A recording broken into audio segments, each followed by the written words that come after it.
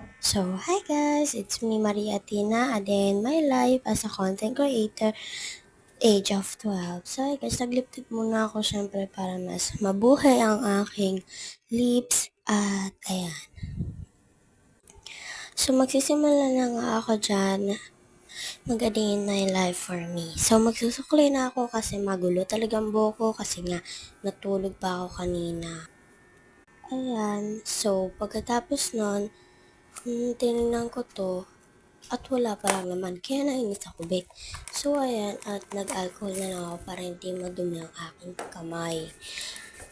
Ayan, tapos magre-restock tayo ng gadat.